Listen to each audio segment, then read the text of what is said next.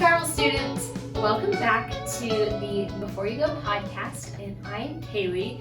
And today I have two special guests on with me. So we have Hallie and Lanie, and I finally got your names right. So yay, messed that up. So y'all can go ahead and introduce yourself a little bit. Say your name. Well, I just said that, but your major, where you go to school, or anything else you want to say. So, Hallie, you want to say? Sure. So I'm Hallie. I go to Anderson University. I am a rising senior, and I am a graphic design major. And I'm Lanie. I also go to Anderson, and I'm also a rising senior, which is wild to say because I feel like we started there yesterday. And I am an elementary ed major. So fun. So exciting. Yeah, time I feel like flies, especially as you get older. Yeah, that's so great. Sure. I know. I'm so depressed. Aw, sad. So today, the chapter in the book that we're going to be talking about is called Adult Service is My Service. And I picked Hallie and Lanie to be on it because I see them sitting in church every Sunday. Big fun fact. But it is really important to develop solid habits of getting up and going to church. And so I think, like, since y'all were little, your parents have made that a priority for your family. Yeah, for sure. Awesome. So why do you think it is important to go to church every Sunday and not just go to youth group or totally skip out on church? I'd say one big thing is that big service or adult service, whatever you want to call it. We used to call it big church. Yes. That's what I'm gonna go with. But that is where, like, the church part actually happens and where you fellowship with other believers and worship together. And that teaching coming from a head pastor is, like, how it is designed for church to work. And for you to be in a small group with your peers is great and awesome, and that's where a lot of, like, learning comes in. But also for you to learn from the pastor that the Lord has specifically placed in your church to shepherd all of you is really important. And I think that that's, like, the Lord's design in us attending church is kind of, that's how it all functions. So we want to be a part of as much of that as we can. That's so good. Yeah. Anything to add? I would say also just, like, in transitioning to college, it's super important to attend the big church services to kind of, like, see what their church is, that specific church that you're at is all about. So, like, what their beliefs are, and just make sure that the things that they're preaching from the pulpit line up with the things that you've been taught or that you've learned. And that's a really good way because sometimes the college classes or ministries aren't exactly teaching the same thing as what's going on in the big church. So you want to make sure that the church's values as a whole line up with what you believe.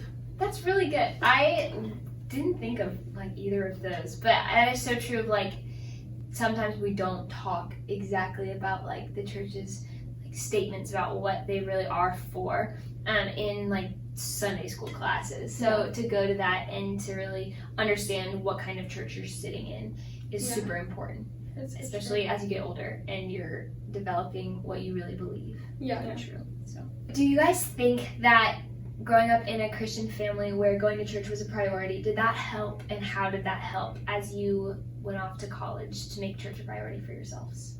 I think that making kind of a habit as you're younger, which was never really a question for us of whether we would go to church with our parents. It was always, I guess, kind of expected, and then once we were able to, like, come on our own, it's just what we did.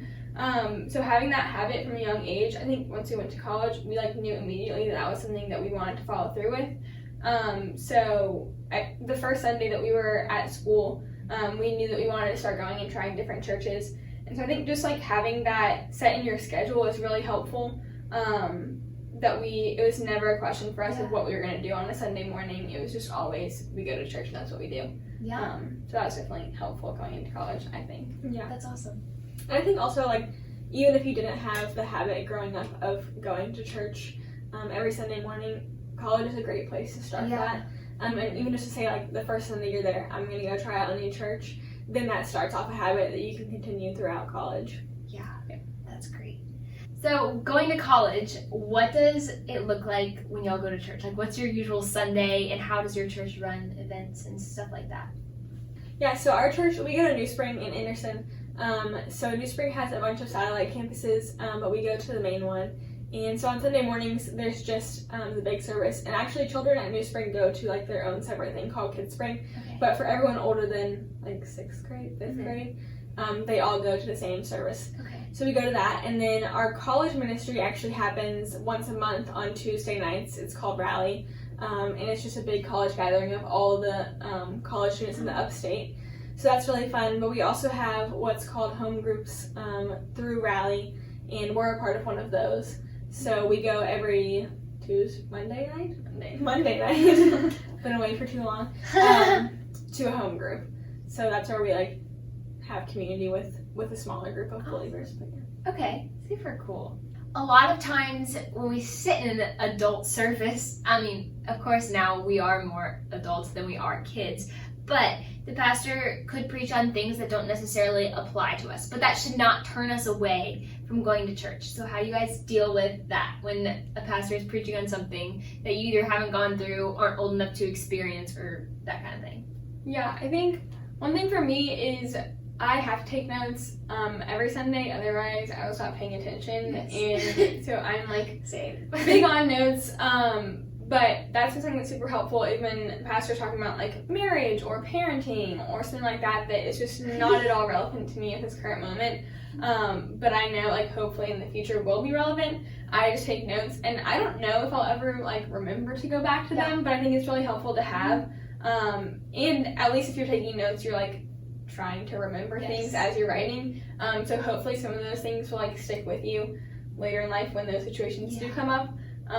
That's something that I found super helpful is just taking notes on everything, even if it really doesn't apply to me right now. And even things that are like addiction or like pornography or things that I don't necessarily struggle with right now. I know having notes on those will be helpful if that ever comes to a point that I'm struggling with that, or I'm helping someone that struggles with that, or have a friend that struggles with that. So I know that like all of those things can be helpful in time. So just taking notes on everything is one thing I'd say. That's awesome. I love that. Yeah.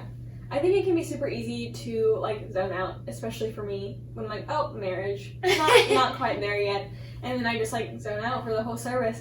But I found that there can be super helpful points within a message, like you were saying, like for the future, but also there can be certain things in messages that you didn't even know you needed to pay attention to that can help you where you are. So like the scriptures are always relevant, whether or not you're in that certain season of life. So there, I think, are always things in a message, especially in the scriptural parts of a message, that you can apply to your life wherever you are. That's a really good point. I was listening to a sermon a few weeks ago, and it happened to be on Ephesians, I think 5, which is about husbands love your wives. And I was just kind of like, I don't need to listen to this because I'm not married, and when I am, I'll go back and listen to it. Yeah. But the pastor basically took it straight from its context, which is really important, but in basically saying the ultimate message behind this passage of scripture is not about husbands to love your wife, it's about Christ who loved the church and like the bride of Christ. And if I never would have like clicked on the sermon of that specific topic, then I never would have put that connection together. And it is really important to see the things of the Bible in its right context, because so much of the time it goes farther above like what you said about just what it's talking about. There's the scriptures that are always applicable and always something to learn from. So that's really good. I think also on that point, like especially in marriage sermons, I think I've learned a lot about what I'm looking for. And that relates even to a dating relationship, to say like these are things that I really want in a relationship, and that kind of starts in the dating relationship before we even move towards marriage. So those have been good things to learn, even where I'm at, to say like these are things that I want in the future and need to be looking for in a relationship that I'm in right now. And even like marriage relationships can sometimes relate to like friend relationships, like how do you handle conflict and things like that. So there's always something I think that's relevant. So true. Awesome. And what you said earlier too, because I forgot to say this, but about journaling. I think in the book, which is a really good point, it said something about how the author, has like a specific section in his journal for those sermons that are like marriage or parenting. Well, I think he's married and a parent now, but anyway, he was talking about the importance of having like sections in your journal so that when it is that time, he's like, oh, I'll flip here and write down key points for when I do need this, which I thought was cool. So that's like what you said, but just on a little bit more of a specific level, kind of, which was interesting. So I'm gonna have to do that. I know, I need to start doing that. Yeah. Cool. Thank you guys so much for tuning back into the video podcast episode for this week. So like we talked about, this was chapter 9 of the Before You Go book, and it was about adult service is my service. So don't forget to go to church and sit in service, because like Hallie and Lanie both said, there's so much to learn each time you go, and it's important to have those habits instilled in all of you. So thanks again for tuning in, and I will see you next time with different guests.